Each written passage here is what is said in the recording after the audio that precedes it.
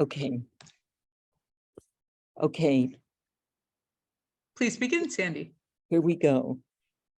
Welcome to today's weekly national news briefing brought to you by Ethnic Media Services. I'm Sandy Close, EMS Director. Before we get into the details of today's briefing, because of time constraints of our opening speaker, I'm going to go direct to him, but say the topic, which is very important, is TikTok. And as our colleague Sunita so delightfully put the headline, should we worry about what's behind all those dancing cats? So with that, I'm very excited to introduce our first speaker, Senator Mark Warner, Democrat, Virginia, Chair of the Senate Intelligence Committee and co-author of the Restrict Bill. Senator Warner, the platform is yours. Well, Sandy, thank you. And thank you for the opportunity. I see a number of folks on this line. Actually, it's my friend John Yang on the line as well. And really appreciate this opportunity to tell you what got me into this and go through the provisions of the Restrict Act, some of which candidly have been grossly put forward by some of the opponents with misinformation and disinformation, but I'll come to that in a moment. I should also start with kind of a quick background. I'm a tech guy. I mean, I was the co-founder of the company Nextel. I was a venture guy for years. I strongly believe in the positive power of technology. I also am first to acknowledge that there's a lot of creative things on TikTok, and on top of the creative things, there are a whole now group of people who have make their income off of that, and I think that is a good thing. And while we're going to talk about TikTok, I know some of my critics have said, well, shouldn't you be concerned about not just TikTok, but Facebook and YouTube and a host of other? Amen. I'm 100%. I've been the first guy after the Russians manipulated Facebook and other social media platforms in the 2016 election. I have been relentless on the need to have a privacy bill, the need to actually have data portability, interoperability, the need, I believe, to have some, protecting First Amendment rights, but some reform on Section 230. The need to have a kids online safety bill. All those are absolutely necessary. But there is a difference with TikTok because of the ultimate control. I believe that TikTok, controlled by ByteDance being a Chinese company, China law as of 2017, which requires any Chinese company at the request of the Communist Party that they can get everything. Unfortunately in China right now is Chinese tech companies, they're not obligated to their customers or their shareholders. At the end of the day, they have to be obligated to the CCP. And I think that is if we can't agree that that is what Chinese law dictates, then we're probably not going to come to the same conclusion.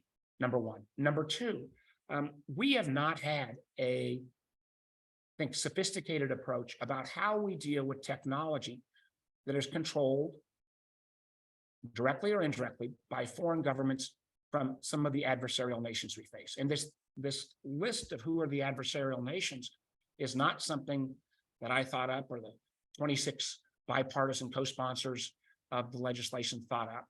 It is in the law of the United States that China, Russia, North Korea, Iran, Cuba, and Venezuela are those nation states. So we've had this approach that frankly is not rules-based, that does not give, candidly, a day in court to foreign-based technology companies. So we've taken this on an ad hoc basis. A few years back, it was the Russian software company Kaspersky. More recently, it was Huawei, the Chinese telecom company, and to a lesser extent, ZTE. Today, it's TikTok. On a going forward basis, there will be others. And what I believe we need is a rules-based approach where the intelligence community, where I'm the chairman of the oversight committee, has to come forward and declassify as much information as possible that would grant any technology that Secretary of Commerce tried to deal with, and it doesn't start with a ban. You can have other guardrails. You could end up with a disgorgement, but we would guarantee a day in court for any affected technology. So I think those ground rules are, and one of the things that's been curious to me is we are gaining huge support because rather than arbitrarily making a law that simply names TikTok, which would invite retaliation and frankly probably couldn't stand up in court, we believe that our approach makes more sense. Now, what is it? People say, what is the concern with TikTok? Well, 150 million Americans use TikTok, somewhat average of 90 minutes a day. And frankly, for children of color in America, Black and brown children, they use TikTok at an even higher level than other kids in America.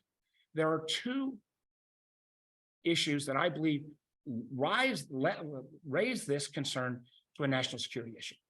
One of the geniuses of TikTok is the fact that TikTok almost knows you as a user better than you know, in terms of the magic of the algorithm is to be able to say, what do you like? What do you want to see next? Because TikTok is to decide that, and they've got to know your likes.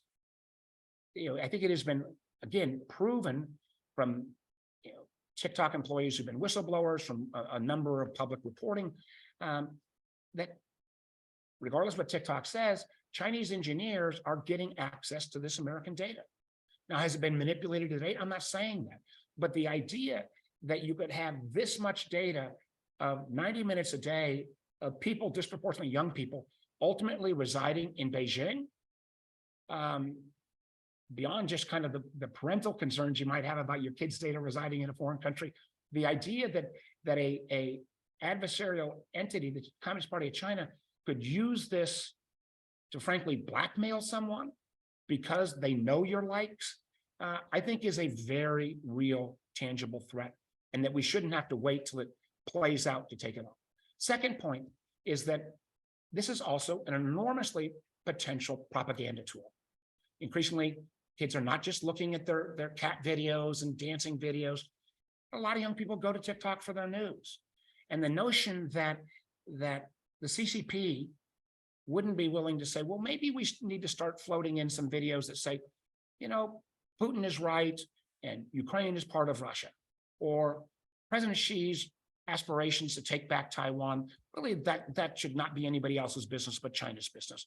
So the potential on a I think massive misinformation, disinformation basis is extraordinarily important. Two last points, and then I'll be happy to take questions. One is, and one of the reasons why I mentioned my background in technology and my concerns about other American-based social media in terms of a whole set of bills that I put out around 230 reform, around privacy, around data portability, around dark patterns, around the issue of kids' online safety. I'm for all of them.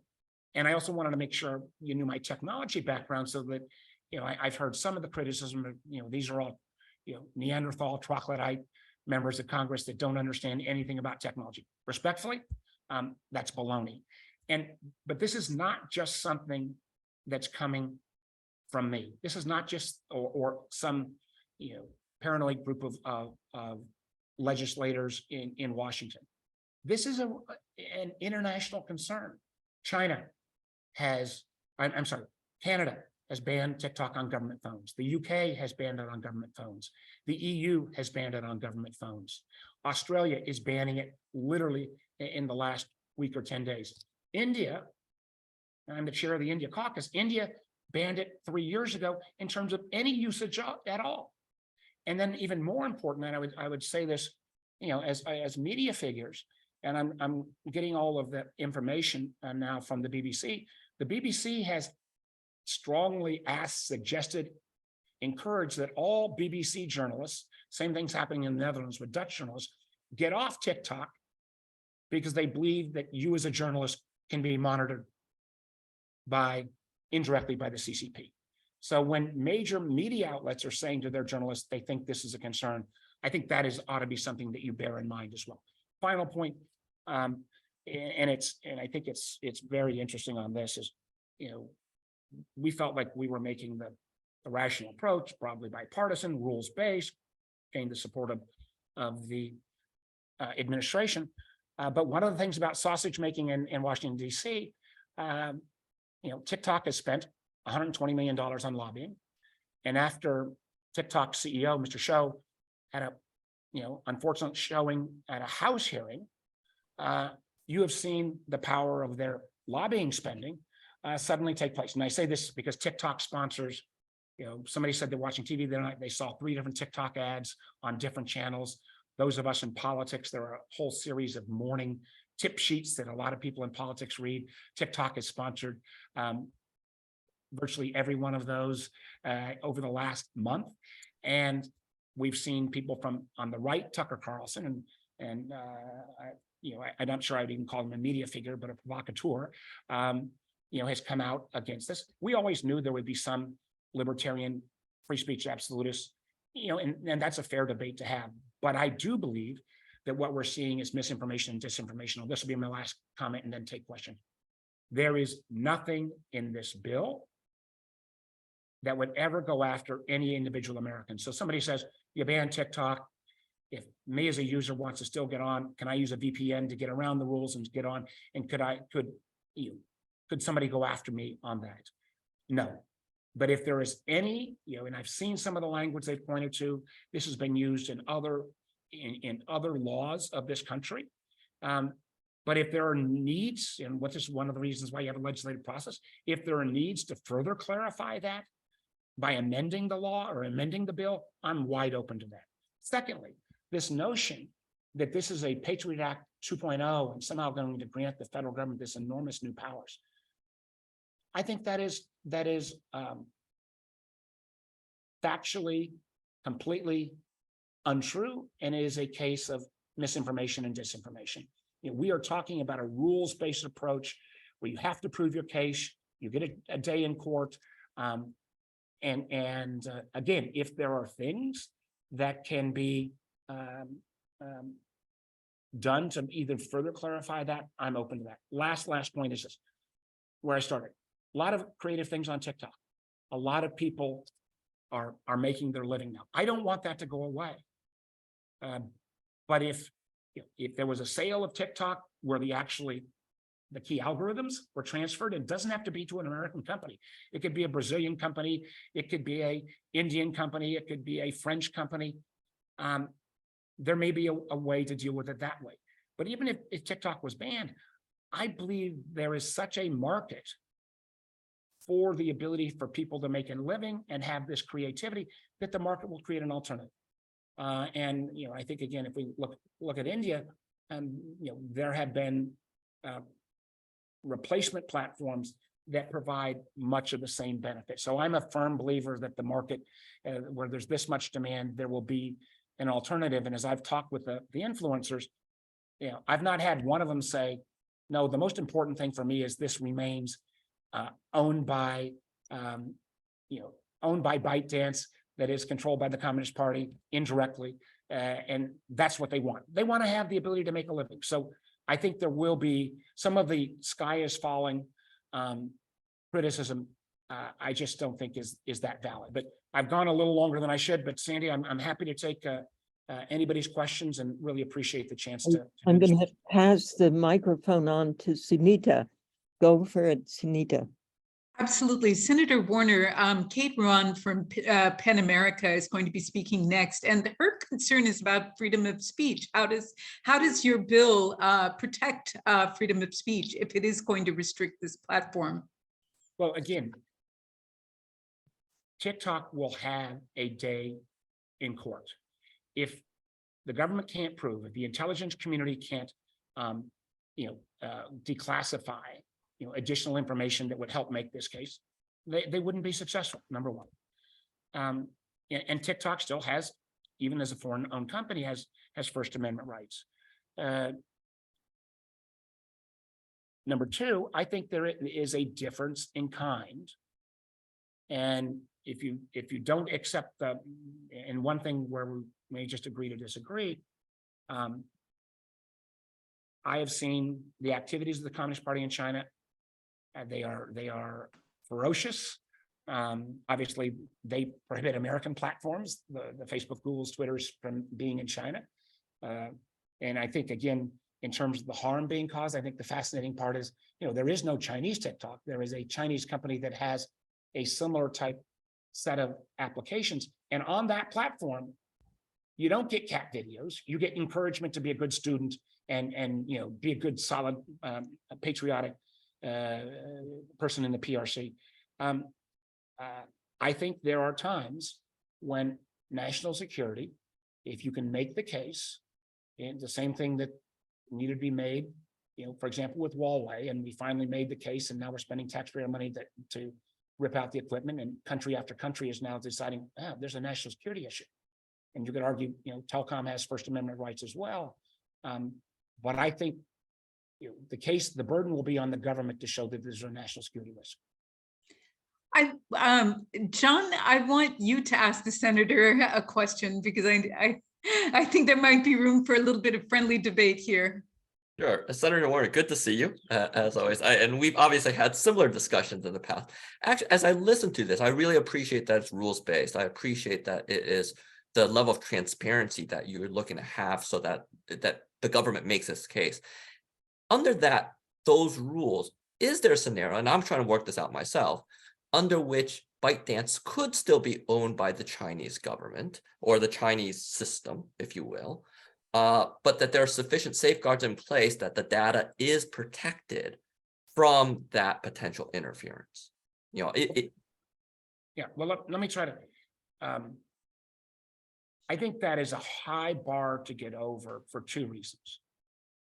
And clearly TikTok is trying to do this with the so-called Project Texas and Oracle. And there might, I will grant you, there might be a way that at least on a going forward basis, data could be protected. What I believe has potentially already been housed, I would not trust ByteDance to say we're going to destroy all that data. And there is so the cat's out of the bag on that. There may be already potential harm. And let me be clear, John, I don't think that TikTok is doing this actively today, or ByteDance is doing this actively today, although there have been reports, particularly around monitoring members of the media, that this is happening. And I think even TikTok will acknowledge there have been, inadvertent or not, issues there. But the one that almost concerns me as much, if not more, than the data protection is the propaganda tool or the misinformation tool. And as long as the algorithm resides in Beijing, and that still is driving what the content you're going to see, I don't know how you get around that, because this goes back in many ways to the Huawei case. Huawei, we did lots of reviews, and there was no kind of immediate time bomb in the Huawei technology stack. But I think what we finally convinced, and why you've now got the Brits taking it out, you've even got the Germans taking out, is that because Huawei, the nature of technology is, you get an update almost every day or every week. You think about on your Apple phones, the number of updates you get. And so the fact that in one of those updates, you could slide in the malware really makes the propaganda security risk, in my mind, equal to or even potentially greater than the data risk. And then last point just is, and this I think is a telling comment, my understanding, and I've seen this quoted, but I've not seen the actual member of the government say this, but my understanding is the Chinese government has said they would rather have TikTok banned than to give up the algorithm and have it located in a third country, which again, I think at least has some implications. But John, I appreciate your question. And let me just, for those who don't, one of the things that and I've been meeting with John and colleagues for his colleagues for a number of years, and I should have been more explicitly clear on this already. When I say China or the CCP, and I try to make clear it is the CCP and Xi Jinping. My beef is with that. It is not with the Chinese people. It is not with the Chinese diaspora. It is not with Asian Americans, Chinese Americans. And it's just not where we should be concerned. And I fear at times when people do come out with simply xenophobic statements and don't make that point clear, what you're actually doing is playing directly into the CCP's propaganda, because then they can say to the Chinese diaspora around the world, you see, America is just anti-Chinese per se. And John has been somebody that's been very good at working with me. And frankly, we've had challenges with the FBI and others. And I think some progress has been made to make clear. And one of the things that we've seen is, gotten rid of the China project out of the Justice Department, some of these other things. To be clear, we ought to be, who our adversaries are governments of certain countries, not their people.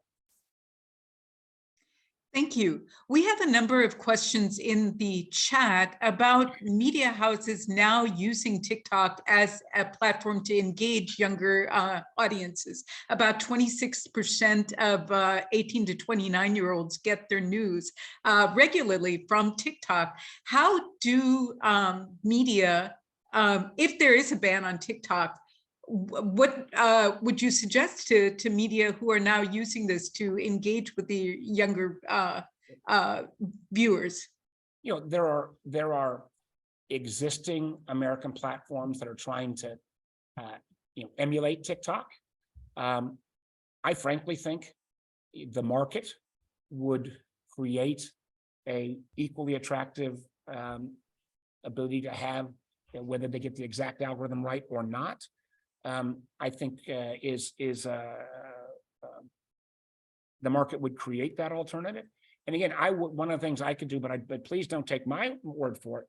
I hope you would contact your colleagues in the UK or your colleagues in the Netherlands and find out why they have been encouraged as members of the media in those countries to get off TikTok because of the ability to be manipulated, monitored, and potentially be spreaders of misinformation and disinformation by the CCP. So I think, hearing from me, you're going to say, well, maybe this guy's just too over the top. But when you've got other nation states who are, frankly, they have been more aggressive even than the American government in terms of telling media directly, hey, you ought to get off. So I think I would urge you to, I can get you some of that information, but if you want to do your independent due diligence, that would be good as well. Can you take one more question from Peter Sherman? Yeah, I know they're giving me the hook. I've got people waiting, and I know we had a kind of a mix up on the time, but I really do appreciate this opportunity. I also hope with the Ethnic Media Services, you will invite me back on at another time, not just on this topic, but there's a lot of things I've been working on access to capital for underrepresented communities. I think would be very interesting to the group. Absolutely. We'd be very honored to have you back. Peter Sherman asked the last question of you. Peter?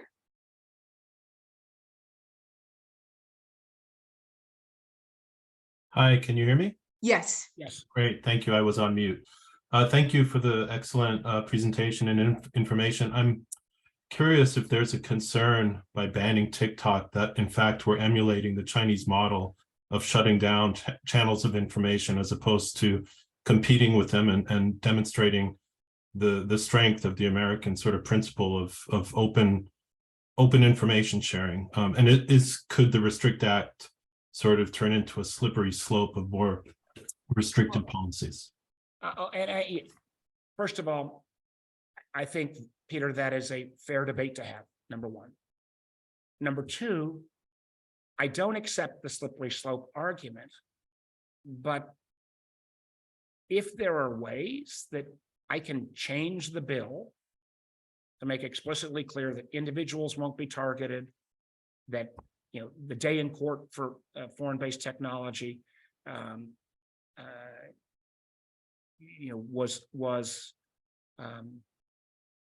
could be better defined or protect. I'm open to all those, but I mean, again, I'm an old guy, and I think there is a difference. I mean, in the height of the Cold War, you could still buy the Workers' Daily somewhere in America, but you didn't have Pravda have a distribution model that was touching a third of the country, or maybe more than a third of the country, and disproportionately young people. So I don't think, the idea that our country has taken times where we have said,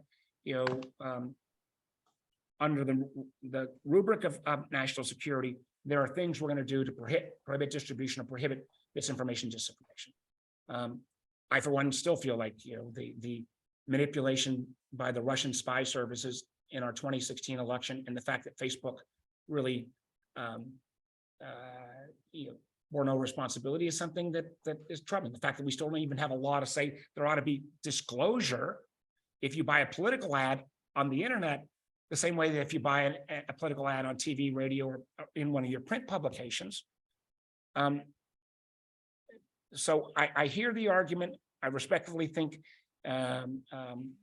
if there are ways to make clearer that is not the intent, I don't think you would see this, being used willy-nilly. And this is one of the parts that is so, I think it's part of the, frankly, lobbying campaign by TikTok, is that the standards that we built in this bill are extraordinarily high. They come from IEPA, which was a law passed in the 70s or 80s, 70s and 80s, that gave the government, with a very high threshold, the ability within communications technologies to kind of prohibit or disgorge or up to banning.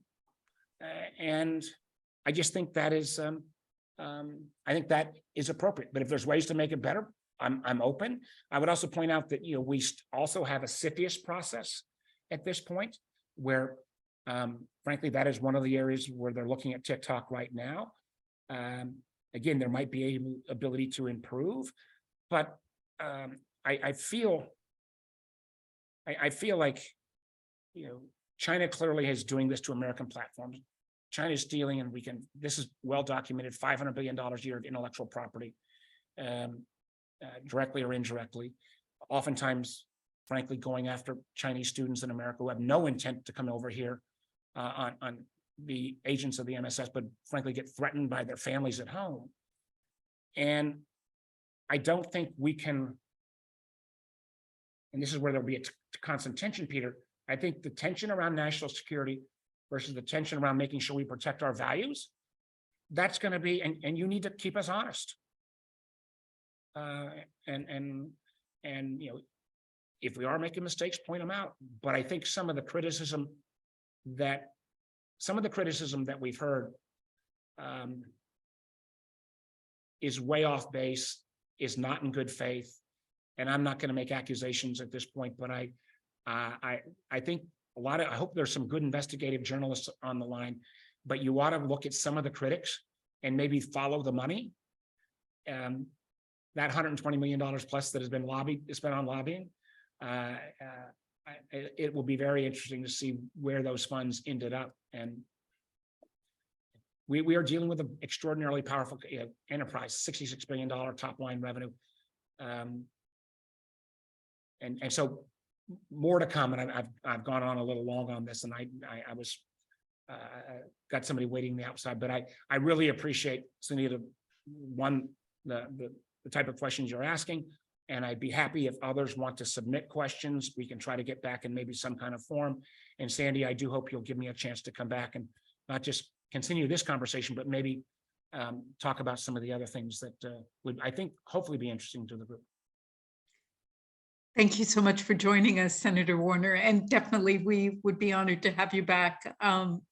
Take care. Thank you. Sandy, did you want to add anything? I saw you talking, but you were... I was muted myself. No, just there's so many questions for you. You have a very eager audience. Of course, we want you back. Great. Well, if we could even schedule something within the next 2 weeks. So not like I'll come back in 6 months, but why don't we come back? Hey, there's a lot more we could, I'm sure there's got other critics of the bill on the line. Happy to hear from them. But I think there'd be a number of other areas as well. And ethnic media across the country is such an important communications tool. And, I'd like to have an opportunity to have more conversations with you. So Thank you all very much. Thank you. All right, we move on to our regularly scheduled program, if you will. I'd like to next introduce a very familiar face, John Yang, who is a regular speaker at our news briefings. John, welcome once again. Thank you very much, Sunita, and thank you, Sandy. And actually, I'm going to scrap in some ways a little bit of my prepared remarks. I'll incorporate them into what I was planning to talk about, because I think what Senator Warner provided for us was very useful. And I will say at the outset that he has been a very thoughtful partner on many of these things.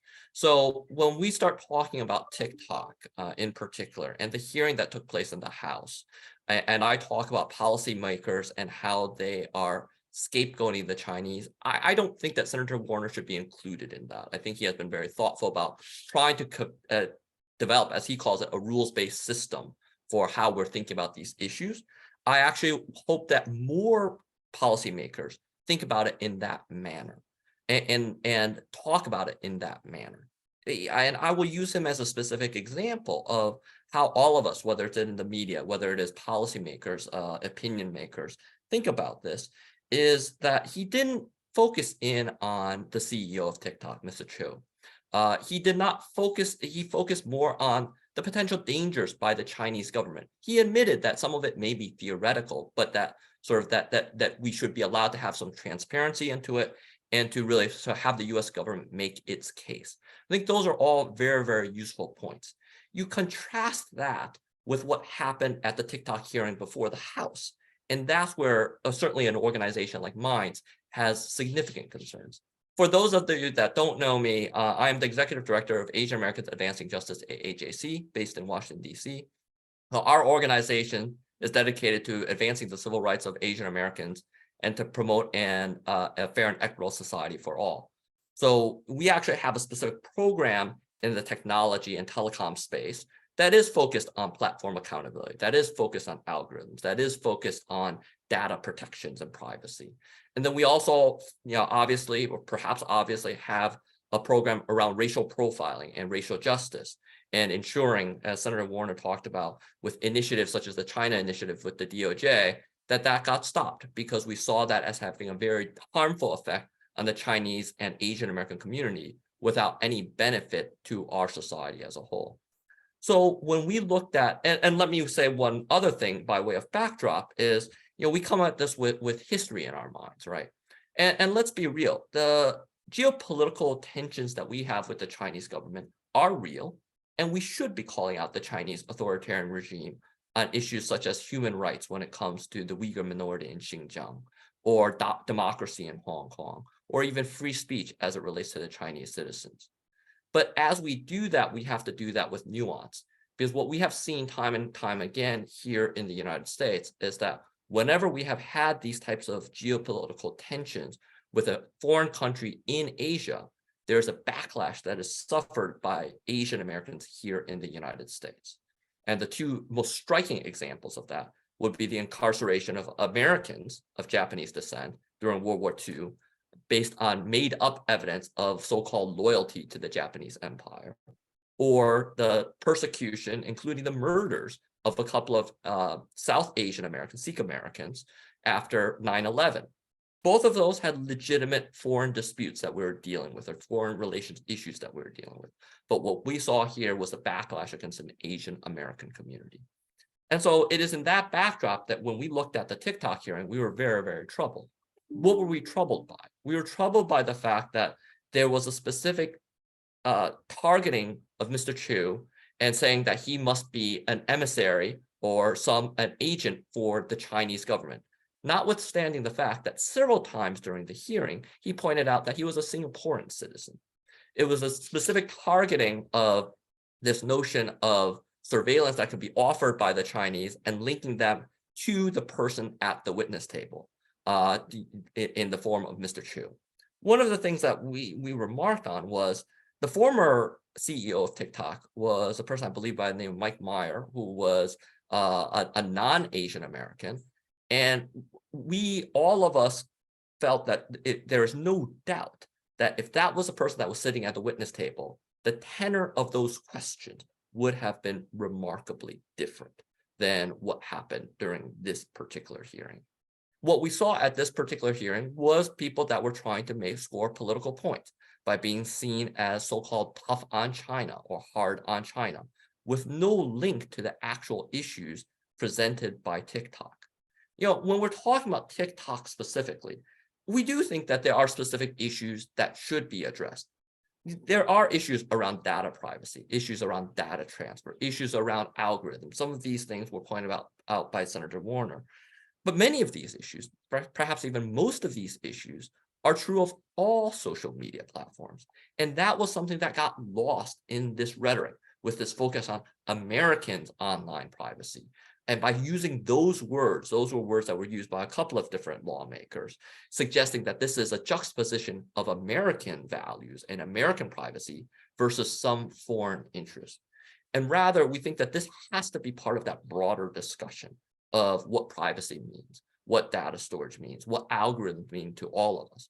It is absolutely true that algorithms can have a disparate impact on especially children. But again, that is not necessarily endemic to TikTok. Perhaps their algorithm is better, but that is not to say that the algorithms of others, as has been documented by many studies, suggest that this is a problem that is endemic to the industry. And that's what got lost during this hearing, was the ability to focus in on the nuances of these issues rather than scoring these so-called easy political points. And when I'm saying easy political points, look, I'm going to be candid about this. Lawmakers tend to do that. And part of it is whether you're a lawmaker, and I understand certainly for people in the media, there's a need at times to make a point quickly and get something that will earn some attention. But here, that need is not frivolous. That need comes at a cost. The cost is specifically to the Asian American community, with a focus particularly perhaps on the Chinese American community.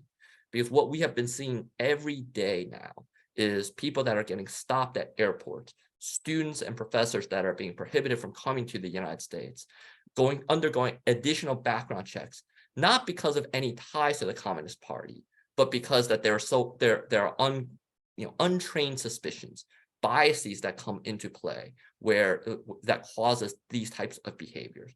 Not to mention some of the anti-Asian hate that we have seen over these last 3 years. Certainly some of that stemmed from COVID-19 and the origins of COVID-19. Again, we could call out the Chinese government for lack of transparency in what was happening in China.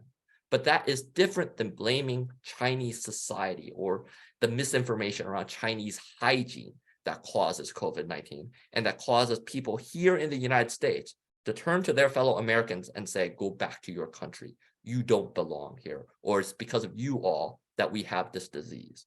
That is where all of us need to be careful in all of these places.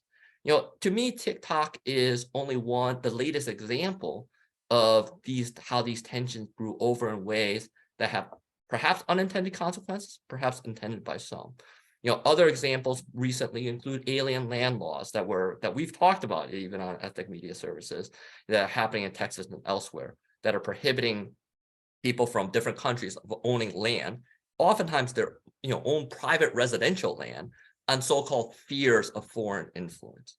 We need to have smart discussions about all of these issues rather than going to those easy talking points. And so that's what I'm asking people to do when we look at TikTok in particular, how we view these hearings specifically, and the questions that we should be asking ourselves going forward. I'm certainly happy to take questions, and as always, I'm happy to be here. Thank you, Sunita and Sandy. Thank you, John. Is there any evidence that China is in fact collecting data from TikTok and how that's being used? Senator Warner did not make that clear in his remarks, and I wonder if you could clarify that. And to my knowledge, and I want to be careful here because I do not have top secret security clearances. To my knowledge, there's no current evidence of that. Certainly, Senator Warner is correct that the surveillance laws in China would allow potentially for that sort of access. And that is potentially a threat. But we should put that in context because we here in the United States, we have certain laws that potentially would allow our security agencies to have access to certain telecom information as well. Under us, we have FISA, the Foreign Intelligence Securities Act, you have to get a subpoena to get some of this information. So to Senator Warner's credit, from my understanding of his bill, the United States government still has to make that showing that you're talking about, Sunita, to show that there is an actual tie to surveillance efforts by the Chinese government, or actual tie to the ownership of ByteDance with Chinese government activities. So that is, you are absolutely right. That is a piece that we need to, if we're talking about national security, focus on. Absolutely. We have a question. What do you recommend we do to advocate for a rules-based system that puts guardrails on TikTok, but doesn't turn this into a propaganda tool against China? Yeah, I think there's a few things. Number one is we should stick to facts, we should stick to rules, and we should ask ourselves, number one, sort of how does this potentially enhance national security? Number two, what is the consequential effects on our society as a whole? I think there is a great debate that even took place here around free speech, and even Senator Warner, to his credit, recognized that this is an area for debate, although he may have a certain opinion on where that debate should land, right? So we should actually talk about that substance. The third piece that I would ask all of us to do is like, are we, and whoever the we is in this particular case, the right people to be talking about this? So when I looked at, for example, the alien land laws in Texas, it concerns me that a group of Texas state legislators would profess to be experts on national security and how sort of their particular policy would enhance national security. So that's the other piece I think should be part of these conversations is, are the right people having these right conversations? Who else need to be brought in? And it's not just about sort of maximum security, because security comes at a cost. For us, it's also not just about keeping bad things out, but it's keeping good things in. And here, what I fear that we are losing is there are a lot of Chinese Americans, and then again, Asian Americans writ large, that come to this country, frankly, because they want to escape the Chinese authoritarian regime in the communist China. They welcome and embrace our democracy and are finding that there are barriers being erected against them, notwithstanding that loyalty or patriotism. And I do say that word not unlightly for this country and this country's values. Thank you. And just to clarify, you were speaking about Texas Senate Bill 147. Is that correct? That's right. There's a Senate Bill 147. There's a couple of different amendments to that and a couple of similar types of legislation in Texas. Again, that's a symptom. We know that there have been other efforts, including one somewhat successful one in South Carolina, as well as talks about such efforts in other states. Thank you. One final question from Henrietta Burrows. Henrietta? Thanks, Sunita. If TikTok is transferred to another country, wouldn't we be facing the same type of dangers with whatever country has it? Wouldn't there always be dangers with the system being hacked? I mean, if confidential papers can be turned over and downloaded, what protections would we really have? Good question. Very good question, and that's right. Our recent news stories that do not get lost on me in talking about TikTok. I think now we do need to separate two things though. One is the danger of being hacked and leaks, right? Versus a government effort to obtain that information. I think what Senator Warner's alluding to, again, to be fair to him, although I think I disagree with a little bit of this, is that there is a different danger that's presented by the Chinese government in them wanting to obtain information and using the state apparatus, if you will, and the state laws in place to obtain that information, right? And then that would be somewhat unique to the Chinese government. Now, of course, you're right. If you're transferring to another country, let's say Brazil, as was mentioned, then we would need to look at the Brazilian laws and to see if the Brazilian laws have similar types of surveillance laws that will allow the Brazilian government to obtain that information. Because if it does, then we're in a no different place than we were before, except that perhaps we feel that we have better foreign relations with the Brazilian government currently than with the Chinese government. Thank you. John, thank you so much for joining us. We move on to Kate Ruane, PEN America's Director of U.S. Free Expression Programs. Reporters, if you are unfamiliar with PEN, I really urge you to check out their work on behalf of protecting the rights of writers and journalists throughout the world. Kate, welcome. We are honored to have you on. Thank you so much, Sunita. And I want to thank everyone at Ethnic Media Services for having PEN America here today. I have not totally changed my remarks, but a little bit in response to what Senator Warner had to say, because I, as I'm sure everybody did, I found it very illuminating. And I definitely don't agree with some of his arguments, but I appreciate the good faith debate and the willingness to engage. So it's great to be speaking with all of you. So let's talk about TikTok. PEN America has really focused our advocacy on our concerns about attempts to ban the app, which in some ways the Restrict Act isn't, but it also kind of is. We recently led an effort to send a letter to Congress signed by 16 civil liberties organizations, including the Knight First Amendment Institute, the American Civil Liberties Union, and the Center for Democracy and Technology, expressing our collective opposition to a ban on the app without first considering less drastic alternatives and the implications of such a ban for free expression, even though we fully acknowledge that TikTok may pose risks for privacy and security. We share some of those concerns, but we see a greater threat to free expression from proposals to ban TikTok altogether. As a lot of people have already said, TikTok is used by more than 100 million people in the United States alone. It has more than 1 billion users worldwide. Many of those users are young people. And last year, Pew Research Center found that about a quarter of adult Americans under 30 regularly get their news from TikTok. And those numbers have rapidly increased over the past few years. The Biden administration has made use of TikTok too. It provided a briefing to 30 TikTok influencers just after the invasion of Ukraine. And it did so because it knew that many people were turning to the app to get their information about Ukraine. And the United States wanted to ensure it would be accurate.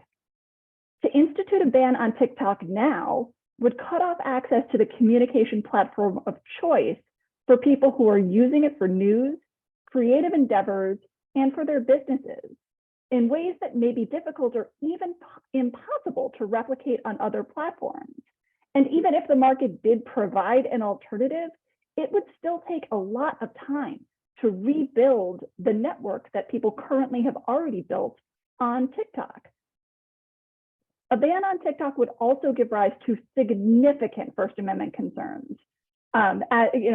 Senator Warner did acknowledge that there would be First Amendment concerns. I'm not sure that he would agree that they are as significant as I think they are, but I think they're pretty significant because the Supreme Court has recognized that the digital realm is currently one of the most important places to exchange views. People in the US have a constitutional right to speak via the internet and to do so on the platform of their choosing. For citizens and particularly the tens of millions of young Americans who use TikTok, to witness a popular social media platform summarily shut down by the government will raise serious questions in the minds of a rising generation about the sanctity of free speech in this country.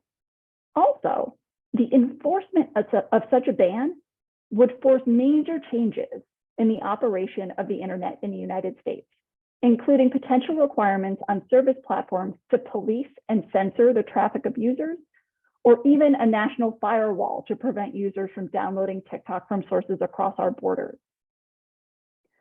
In addition to the implications of a ban on domestic free expression, and I think that this came up a little bit in a question to Senator Warner earlier, a legislative ban on TikTok in the US would set an alarming global precedent, lending legitimacy to authoritarian regimes and shutting down and excluding services they disfavor and contradicting many of the positions the US has taken in an international context.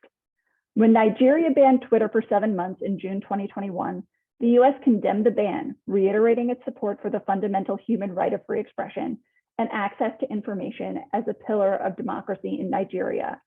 Last year, The US similarly denounced Russia's shuttering of independent media and technology platforms.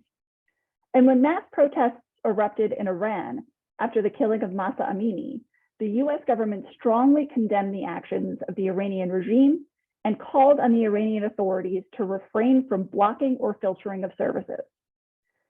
If the US were to now approve wholesale banning as a means of redressing its security concerns about digital platforms, other governments will follow suit, insisting that their own security concerns are equally pressing.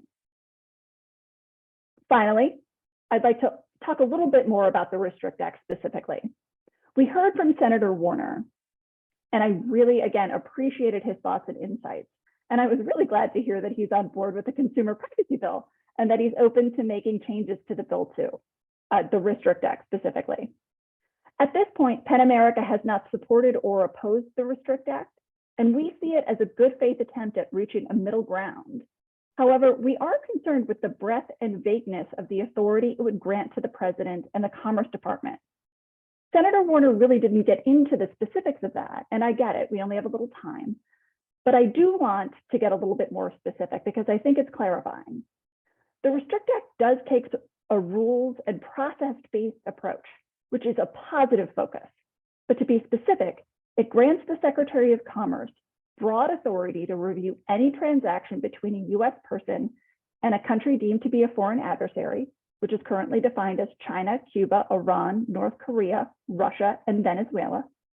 When the Secretary finds that the transaction is within the information technology sector and would pose an undue or unacceptable risk to US national security or US person safety. The Secretary would have a range of responses to recommend at their disposal, short of banning the exchange of information, and that's definitely a good thing. But a ban would absolutely be an option. We'd note that it is likely that any result chosen by the Secretary under the Restrict Act would ultimately impact free expression, regardless of the intent and flexibility within the bill already. It's also worth noting that the Restrict Act would apply to many more apps, entities, and transactions than TikTok, as Senator Warner pointed out. Also, Senator Warner's arguments regarding how TikTok poses a national security threat, to my mind, would greatly expand what has been considered a national security interest in the past. Empowering the government to restrict these transactions based on vague and unbounded national security concerns creates the potential for broad use of such authorities and creates the risk that they may be abused. At PEN America, we recommend a different approach. Measures short of a ban could go a long way toward assuaging the legitimate concerns that have been raised. To begin, a comprehensive consumer privacy bill would limit data commodification, thereby dramatically increasing users' security online. A robust privacy bill could address concerns not just at TikTok, but across the multiple social media platforms that have proven to be vulnerable to intrusion by the CCP and other foreign governments. It could also mitigate concerns not just of foreign data mining, but also hacking, ransomware, and other security vulnerabilities. The US government had also already been negotiating with TikTok to alleviate some of the concerns that have been raised, including by storing data of US users only within the United States and other measures to allow oversight. We see no reason that process should not continue and produce a binding agreement. From PEN America's perspective, a ban on TikTok would raise significant free expression concerns, and there are more narrowly tailored and beneficial ways to address the privacy and security risks posed by TikTok. We hope to see the conversation move in that direction. Thank you again, and I really look forward to your questions. Well, there are a number of questions for you, so get ready. Let's start with Renee Barbie. Renee, could you ask your question? Thank you. Let me see what I said here. I understand that TikTok has a huge following, but my concern is the privacy. I have heard TikTok can see what people post and they are being spied on. Is this true? I believe it is true, but I am not clear on how that is different from Facebook, Twitter, YouTube, or any other platform out there that isn't that where you're not using their end-to-end encrypted application. Otherwise, every platform can see everything that you post, whether it is just between you and a couple other people, or whether you post it publicly to the whole world. So yes, it is true, but it is a much bigger problem than TikTok, as far as I know. And Orhan, Kurt, I'm so sorry, Orhan. Please ask your question. Hi. Which question? I had two questions actually. Ask either one. Okay. How big of the national security threat is TikTok? This is the first. The follow-up is TikTok a free speech platform, or does banning the TikTok violate the First Amendment? Okay, so I think I'll take is TikTok a free speech platform, or does banning it violate the First Amendment first? So on TikTok, you can say you can produce whatever video you want within TikTok's rules. TikTok itself, as an entity that operates within the United States, has the First Amendment right to publish what it wants to and not to publish what it does not want to. The question of whether banning it would violate the First Amendment is complicated by the fact that TikTok is a foreign-owned entity, right? But the Supreme Court has actually weighed in on that a few times. And one of the things that the court has said is that people have the right to receive information from the sources that they want to receive that information from, even if that information is coming from outside the country. And so there would be significant First Amendment problems, concerns with attempting to ban TikTok. Whether it would indeed violate the First Amendment is a question that would come down to the facts of the particular case, because the court would look at the interests of the government, and here they would argue that there is a national security interest, and whether how the government has responded is narrowly tailored to address the problem. And in that particular part of it, what the court will look at, or what the court should look at, is whether people have other places to go to engage in their speech or to receive the speech that they wanted to receive, and B, whether there were sort of less restrictive alternatives, or if this is the least restrictive alternative for dealing with the exact problem. I don't have the answer to all of those questions right now, but I can say it will raise significant First Amendment concerns. I would not doubt that TikTok would be able to make First Amendment arguments should such a ban befall them. And then I'm sorry, your first question, could you repeat it, Orhan?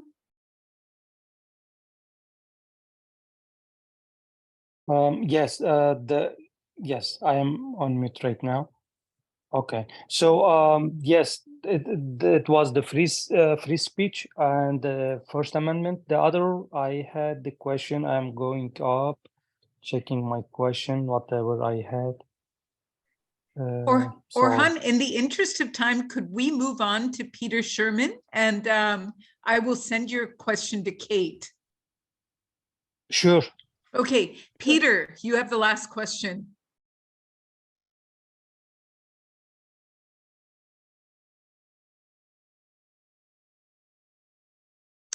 Peter, I think Peter might. Oh, yeah. Yeah. Sorry, I was unfortunately on mute. Just as quickly as possible, are we in unprecedented territory here? Has there ever been a time in the past when communication platforms have had such a monopoly on people's views and perspectives? And secondly, would it, could we approach this by teaching media literacy in schools, for example, or funding local media so that people aren't as prone to sort of succumb to the kind of misinformation that we see on social media? To begin, the media literacy and civic engagement and civic education and additional local news outlets is essential no matter what. Are we in unprecedented times? I would say yes and no. Everything old is a bit new again, but the scale at which things are happening and the speed at which they are happening, and the degree to which these communication platforms have access to return to Renee's question a little bit earlier, to all of the information, all of our behavior on their platforms, and even off their platforms in certain circumstances. I think that is relatively unprecedented, and we as a society absolutely have to tackle this problem. And I think that there are, three parts to that. And the first and foremost is strong consumer privacy legislation that tells companies what they can and cannot do with people's data and what data they get to collect. Famous example is if you're a flashlight app, you don't get my location. That should be things like that should be pretty clearly out of bounds. Like, we need to create rules of the road in this country that prevent or at least mitigate some of the significant concerns that we see with a lot of this. And I think that, to the degree that we are able to limit data commodification, we can shift the business model hopefully away from the business model being rewarded by stoking attention-grabbing material, continuously feeding us attention-grabbing clickbait material that is often disinformation-based, and that creates the opening for things like propaganda, misinformation, and disinformation to be successful. Kate, could you stay on for 3 more questions? There are some terrific questions for you in the chat, and I wonder if you wouldn't mind going over by about 5 minutes. I am unfortunately missing a meeting, but I'm going to miss it for 5 minutes. That's fine. They'll be fine. Okay, so the first question comes from Siliconeer. Siliconeer, could you please quickly ask your question? Yeah, sure. So I'm the Gen Z editor at Siliconeer. My name is Vansh Gupta. And my question was regarding different apps being created in response to the TikTok ban. So a new app called Lemonade has been created by ByteDance, which is the parent company of TikTok, with a similar framework, similar concept to what TikTok is, but trying to take down Instagram for images. So any thoughts on that for security repercussions? Is banning TikTok the solution if apps can be developed with a similar framework going forward? I mean, how long will it take for TikTok to be banned and another one come around just to do the exact same thing? I mean, exactly. That's exactly it, right? I think that to be fair to Senator Warner's argument, his view is that foreign government owned or controlled platforms are different in kind, and I am sympathetic to that argument. And that is part of why, that is part of his plan with the Restrict Act. But my concern with the Restrict Act is that it is so broad and vaguely worded that it could be used to do much more than what is being envisioned. But yes, I mean, that will always be the case, that there will be other apps that will pop up to try to steal the market that will be vacated by TikTok. Final question from Mark Hedin. Mark, ask your question.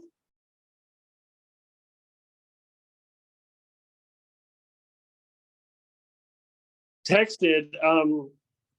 Any suggestions for those of us who would like to not have our data shared beyond, our communication with our friends, whatever it is? You mentioned, I think, end-to-end encryption. And end-to-end encryption.